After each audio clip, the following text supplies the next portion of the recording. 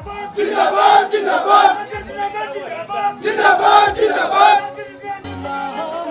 जिंदाबाद जिंदाबाद जिंदाबाद भारतीय भारतीय भारतीय भारतीय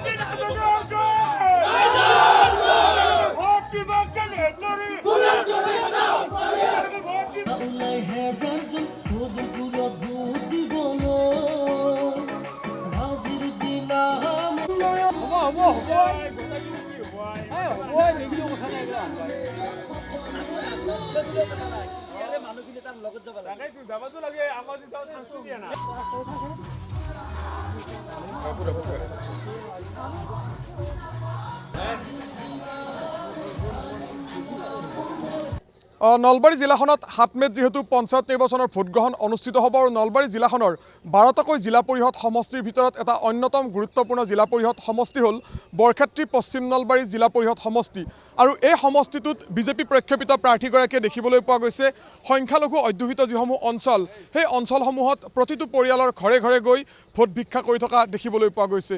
আমি কথা পাতিম যেহেতু এই যি বৰক্ষেত্ৰী পশ্চিম নলবাৰী জিলা পৰিষদ সমষ্টি এই সমষ্টিটোৰ বিজেপিৰ প্ৰক্ষেপিত প্ৰাৰ্থীগৰাকী মোৰ লগত আছে।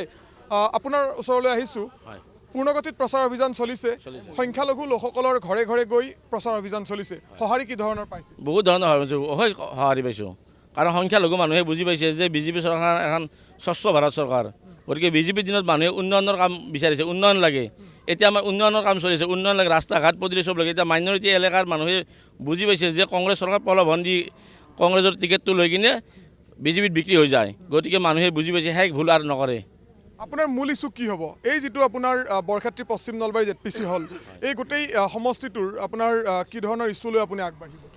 আমাৰ মানে বৰক্ষেত্ৰী পশ্চিম নলবাৰী জিলা পৰিষদৰ অন্তৰ্গত আমাৰ তিনিটা সমষ্টি লগ লাগি পেলাই আমাৰ বৰক্ষেত্ৰী পশ্চিম নলবাৰী জিলা পৰিষদ হৈছে। গতিকে বৰক্ষেত্ৰী পশ্চিম নলবাৰী জিলা পৰিষদৰ আমাৰ ৰাস্তা পদূলি, পানী আঁচনি, উন্নয়নৰ, শিক্ষাৰ বহুত কাম পিছ পৰি আছে। গতিকে এই কামখিনি আগবঢ়াৰ কাৰণে প্ৰথম পদক্ষেপ আমাৰ নলবাৰী সমষ্টিৰ পৰা সোমাইছে আমাৰ যে কালাগুচি কুমাৰীকেইটা গাঁও বুলি কয়, তাত মানে এজাক বৰষুণ আহিলে মানুহে সোমাবই নোৱাৰে। তাত ইমান মানে ৰাস্তাৰ সমস্যা হৈ আছে, মানুহে বুজি পাইছে। গতিকে সেই অঞ্চলৰ মানুহে মোক বহুত সঁহাৰি দিছে। গতিকে আমাৰ জাগা চলিক লাগে, আমাক বিজেপিক লাগে, আমাক উন্নয়ন লাগে। মানে ৰাস্তা ঘাটৰ যিখিনি উন্নয়ন কৰিবলগীয়া আছে সেই উন্নয়নখিনিক আপুনি মূল ইছ্যু হিচাপে সেই উন্নয়নখিনি কৰি দিম বুলি আপুনি সেই ইছ্যুটো লৈ আপুনি আগবাঢ়িছে? হয়, আমাৰ যি বৰ্ধাপ অঞ্চল আছে, বৰ্ধাপ অঞ্চলত বহুত মানে বাইক এখন লৈ যাব নোৱাৰি এনেহেন অৱস্থা হৈছে। মানে এই হেৰি কংগ্ৰেছ চৰকাৰৰ দিনত, কাৰণ কংগ্ৰেছে এটা ভোট বেংক কৰি লৈছে সেই জেগাবিলাকত। সেই মানুহে বুজি পাইছে, মানুহে সঁহাৰি দিছে মোক। এইবিলাক বৰ্ধাপৰ মানুহ আহিছে, শনিৰৰ মানুহ। এই কথাটো জানি ল'ম, এই যিখিনি অঞ্চল গংগাপুৰ অঞ্চল পূৰ্বতে সম্ভৱতঃ বৰক্ষেত্ৰী বিধানসভা সমষ্টিৰ অন্তৰ্ভুক্ত নহয়, ধৰ্মপুৰত আছিল। পূৰ্বতে ধৰ্মপুৰত আছিল। হয় হয়, এতিয়া নতুনকৈ টিহু বিধানসভা সমষ্টিত সোমাইছে। গতিকে এই অঞ্চলত বহুত কৰিবলগীয়া কাম আছে। মই গোটেই কাম কৰিম বুলি প্ৰতিশ্ৰুতি দিছোঁ আৰু ৰাইজে কৈছে মই হ'লে মানে ৰাইজে পাব, মোক পাব ৰাইজে। কাৰণ ইয়াতে কোনোবা আন লোকেল মানুহ আহি পেলাই ইয়াত আহি পেলাই কি কৰিব, একো কৰিব নোৱাৰে। গতিকে মানুহে কৈছে আমাক চালানী মাছ নালাগে, আমাক লোকেল মাছ লাগে, আমি লোকেল মাছ খাম, আমি লোকেল মাছ উদ্যোগিত এৰিকাৰ মানুহ, গতিকে লোকেল মাছ লাগে। মই আপোনাৰ পৰা এইটো কথা জানি লওঁ, আপুনি কৈছে পূৰ্বতে ধৰ্মপুৰ আৰু নতুনকৈ যিহেতু টিহু সমষ্টি ৰূপে নামাকৰণ কৰা হৈছে, গতিকে সমষ্টিটোৰ বিধায়ক তথা কেবিনেট মন্ত্ৰী চন্দ্ৰমোহন পাটোৱাৰী আছিল। তেখেতৰ কাৰ্যকালতে উন্নয়ন বহুখিনি বাকী থকা বুলি আপুনি ক'লে, সেই উন্নয়নখিনি এতিয়া আপুনি কৰাৰ সংকল্প লৈছে? মই কৰাৰ সংকল্প লৈছোঁ। ছাৰৰ লগত মই কথা পাতিছোঁ, ছাৰে কৈছে গোটেই সংকল্প কৰিব। কাৰণ আমাৰ মাইনৰিটি মানুহে আগতে মানে বিজেপিত ভোট কম দিছিল, মাইনৰিটি অধ্যক্ষ এলেকাত, কাৰণ কংগ্ৰেছে প্ৰলোভন দিছিল, সেই প্ৰলোভনটো মানে মানি নলয়। বুজি পাইছে এতিয়া মাইনৰিটি মানুহে। নিশ্চয়কৈ অকণমান আপোনাৰ সৈতে কথা পাতিম। প্ৰাৰ্থীগৰাকী এই ধৰণে ওলাই আহিছে, আপোনালোকে কি ধৰণে সঁহাৰি জনাইছে? আমি ৰাইজে মানে তেখেতক সেই সৰু ভাইজনক চবেই ছাপোৰ্ট কৰিছে। আমি বিজেপিক মানে ভোট দিম, কংগ্ৰেছে আমাক একো কৰি দিয়া নাই। এনে কংগ্ৰেছ জিতাই দিওঁ, তাহাঁতে বিজেপিত যাই কিনে বিক্ৰী হৈ যায়। কিন্তু আমি এতিয়া এই বিক্ৰী হোৱাতকৈ ভোটটো আপোনালোকে ডাইৰেক্ট বিজেপিক মানে সেইকাৰণে আমি ডাইৰেক্ট বিজেপিক আমি দি আছোঁ। আপুনি কি ক'ব? মইতো জানো যে আমাৰ যিখিনি মাইনৰিটি এলেকাৰ আছে, এলেকাত এতিয়া গ'লে কোনো ধৰণৰ কাম হোৱা নাই আৰু বিজেপিৰ নাম ল'লে আমাৰ মাইনৰিটি মানুহে ভয় কৰে।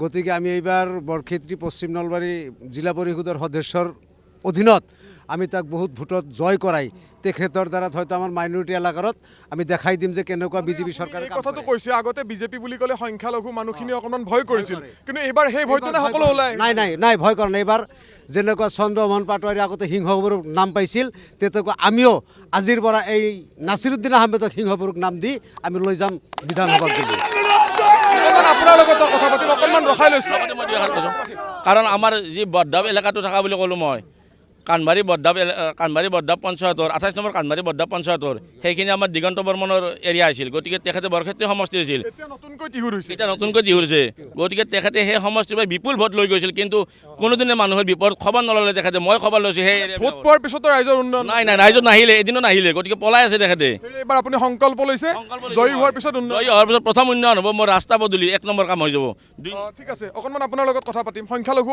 অধ্যুষিত এই অঞ্চলটো গংগাপুৰৰ মুইমেনি অঞ্চল কি ধৰণে সঁহাৰি জনাব বিজেপি বুলি ক'লে এখেতে কৈছে আগতে বিজেপি বুলি ক'লে অকণমান ভয় আছিল এতিয়া সংখ্যালঘু মানুহখিনিও বিজেপিৰ প্ৰতি এইবাৰৰ কাৰণে আমাৰ এই বিজেপিৰ কাৰণে আমাৰ একোৱেই ভয় নাই আমি সংখ্যালঘু মানুহখিনিয়ে আমাৰ গাঁৱৰ চলি বুলি আমি সঁহাৰি দিছোঁ হা সেইকাৰণে আমি মই এই কথাটো আপোনাৰ পৰা জানি ল'ম গাঁৱৰ ল'ৰা হিচাপে আপুনি ছাপোৰ্ট কৰিব আহিছে নে বিজেপি হিচাপে ছাপোৰ্ট বিজেপি হিচাপত নিশ্চয়কৈ এই ধৰণে দেখিবলৈ পোৱা গৈছে এই যি অঞ্চল এই অঞ্চলটো বিশেষকৈ সংখ্যালঘু অধ্যুষিত অঞ্চল আৰু এই অঞ্চলটোৰ ঘৰে ঘৰে গৈ বিজেপিৰ প্ৰক্ষেপিত প্ৰাৰ্থীগৰাকীয়ে এই ধৰণে প্ৰচাৰ অভিযান চলাইছে গান বাজনা বজাই আচলতে গীত নাচৰ তালে তালে এই ধৰণে যি প্ৰচাৰ অভিযান সেই প্ৰচাৰ অভিযান আৰম্ভ কৰিছে আৰু 7 মে'ত নলবাৰী জিলাখনত যিহেতু দ্বিতীয় পৰ্যায়ত যি ভোটগ্ৰহণ অনুষ্ঠিত হ'ব আৰু সেই ভোটগ্ৰহণ অনুষ্ঠিত হোৱাৰ প্ৰাক মুহূৰ্তত দেখিবলৈ পোৱা গৈছে প্ৰতিগৰাকী প্ৰাৰ্থীয়ে প্ৰতিটো দলৰ এই ধৰণে গাঁৱে গাঁৱে গৈ ঠায়ে ঠায়ে গৈ তেখেতসকলৰ যি প্ৰচাৰ অভিযান সেই প্ৰচাৰ অভিযান চলাই থকা দেখিবলৈ পোৱা গৈছে